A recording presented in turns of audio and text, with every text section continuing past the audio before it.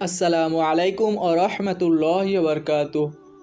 বিসমিল্লাহির রহমানির রহিম। পূর্ণরূপে অজু করা। হাদিস নাম্বার 131। হজরত ওসামা ইবনে জায়েদ রাদিয়াল্লাহু আনহু বর্ণনা করেন, রাসূলুল্লাহ সাল্লাল্লাহু আলাইহি ওয়াসাল্লাম আরাফার ময়দান থেকে যাত্রা শুরু করেন। গিরিপথে পৌঁছে সওয়ারি থেকে নেমে পেশাব করে, তারপর অজু করেন, কিন্তু পূর্ণরূপে নয়। আমি বললাম, হে আল্লাহ রসুল, নামাজ আদায় করবেন কি? তিনি বললেন, নামাজের স্থান তোমার সামনে। অতঃপর তিনি আবার সওয়ার হন এবং মুজদালাফায় এসে সওয়ার থেকে নেমে এবার পূর্ণরূপে অজু করেন। তখন নামাজের জন্য একামত দেয়া হয়। তিনি মাগরিবের নামাজ আদায় করেন, তারপর সকলে তাদের নিজ নিজ উট বসিয়ে দেন। পুনরায় এশার একামত দেয়া হয়। তিনি এশার নামাজ আদায় করেন এবং দুই নামাজের মাঝে অন্য কোনো নামাজ আদায় করেননি। দু হাতে মুখ ধোয়া। হাদিস নাম্বার 132। হজরত ইবনে আব্বাস রাদিয়াল্লাহু আনহু আঁজলা ভরে পানি নিয়ে কুলি করেন এবং নাকে পানি দেন, তারপর আরেক আঁজলা পানি নিয়ে এরূপ করেন, অর্থাৎ অপর হাতের সাথে মিলিয়ে মুখমণ্ডল ধুলেন। আরেক আঁজলা পানি নিয়ে ডান হাত ধৌত করেন, আরেক আঁজলা পানি নিয়ে বাম হাত ধৌত করেন, তারপর মাথা মাসাহ করলেন। আরেক আঁজলা পানি নিয়ে ডান পায়ের উপর ঢেলে দিয়ে তা ধৌত করেন। অতঃপর আরেক আঁজলা পানি নিয়ে বাম পা ধৌত করেন এবং বললেন, আমি রাসূল সাল্লাল্লাহু আলাইহি ওয়াসাল্লামকে এভাবে অজু করতে দেখেছি। সব কাজে বিসমিল্লাহ বলা। হাদিস নম্বর 133। হজরত ইবনে আব্বাস রাদিয়াল্লাহু আনহু বর্ণনা করেন, রাসূলুল্লাহ সাল্লাল্লাহু আলাইহি ওয়াসাল্লাম বলেছেন, তোমাদের কেউ স্ত্রী সহবাসের পূর্বে যদি বলে, আল্লাহর নামে আরম্ভ করছি, হে আল্লাহ, তুমি আমাদের সুসন্তান দান করো এবং শয়তান থেকে দূরে রাখো, যা আমাদের দান করবে তাকেও শয়তান থেকে দূরে রাখো। তারপর আল্লাহ তাদের কোনো সন্তান দিলে শয়তান তার কোনো ক্ষতি করতে পারবে না। পায়খানায় প্রবেশের দোয়া। হাদিস নাম্বার 134। হজরত আনাস রাদিয়াল্লাহু আনহু বর্ণনা করেন, রাসূলুল্লাহ সাল্লাল্লাহু আলাইহি ওয়াসাল্লাম যখন প্রাকৃতিক প্রয়োজন সারতে যেতেন তখন বলতেন, হে আল্লাহ, আমি মন্দ কাজ ও শয়তানের থেকে আপনার কাছে পানাহা চাচ্ছি। রাসূলুল্লাহ সাল্লাল্লাহু আলাইহি ওয়াসাল্লামের জন্য পানি রাখা। হাদিস নাম্বার 135।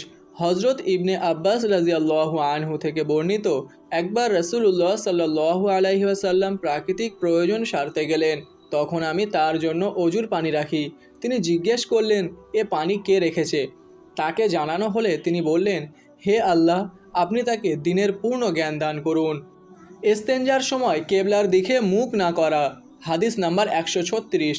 হজরত আবু আইয়ুব আনসারী রাদিয়াল্লাহু আনহু থেকে বর্ণিত, তিনি বলেন, রাসূলুল্লাহ সাল্লাল্লাহু আলাইহি ওয়াসাল্লাম বলেছেন, তোমাদের কেউ যখন পায়খানা করতে বসে তখন সে যেন কেবলার দিকে মুখ কিংবা পিঠ দিয়ে না বসে, বরং অন্য দিকে ফিরে বসবে। হাদিস নাম্বার 137। হজরত আবদুল্লাহ ইবনে ওমর রাদিয়াল্লাহু আনহু থেকে বর্ণিত, তিনি বলে, লোকেরা বলে, যখন তুমি প্রস্রাব পায়খানায় বসবে তখন তুমি কিবলার দিকে কিংবা বাইতুল মুকাদ্দাসের দিকে মুখ করো না। আমি একদিন আমার ঘরের ছাদে উঠলাম, দেখলাম রাসূলুল্লাহ সাল্লাল্লাহু আলাইহি ওয়াসাল্লাম দুটি ইটের উপর বসে বাইতুল মুকাদ্দাসের দিকে মুখ করে প্রাকৃতিক প্রয়োজন মেটানোর জন্য বসে আছেন। রাতের বেলায় নবী পত্নীদের প্রাকৃতিক প্রয়োজন পূরণ। হাদিস নাম্বার 138। হজরত আয়েশা রাদিয়াল্লাহু আনহা বর্ণনা করেন, রাসূলুল্লাহ সাল্লাল্লাহু আলাইহি ওয়াসাল্লামের স্ত্রীগণ রাতের বেলায় প্রাকৃতিক প্রয়োজন সারতে খোলা ময়দানে যেতেন, আর ওমর রাদিয়াল্লাহু আনহু রাসূল সাল্লাল্লাহু আলাইহি ওয়াসাল্লামকে বলতেন, আপনার স্ত্রীদের পর্দায় রাখুন, কিন্তু তিনি তা করেননি। এক রাতে এশার সময় রাসূলুল্লাহ সাল্লাল্লাহু আলাইহি ওয়াসাল্লামের পত্নী সওদা বিনতে জামা রাদিয়াল্লাহু আনহা প্রকৃতির ডাকে বের হন। তিনি ছিলেন দীর্ঘকার। ওমর রাদিয়াল্লাহু আনহু তাকে ডেকে বললেন, হে সওদা, আমি কিন্তু আপনাকে চিনে ফেলেছি। পর্দার হুকুম নাজিল হওয়ার আগ্রহে তিনি এ কথা বলেছিলেন। তারপর আল্লাহ তাআলা পর্দার আয়াত নাজিল করেন। হাদিস নম্বর 139। হযরত আয়েশা রাদিয়াল্লাহু আনহা বলেন, রাসূলুল্লাহ সাল্লাল্লাহু আলাইহি ওয়াসাল্লাম বলেছেন, তোমাদের প্রাকৃতিক প্রয়োজনে বের হওয়ার অনুমতি রয়েছে, ঘরে মলমূত্র ত্যাগ করা। হাদিস নম্বর 140। হজরত আবদুল্লাহ ইবনে ওমর রাদিয়াল্লাহু আনহু থেকে বর্ণিত, তিনি বলেন, কোনো একদিন আমি কোনো প্রয়োজনবশত আমার বোন হাফসার ঘরে ছাদের উপর উঠলাম।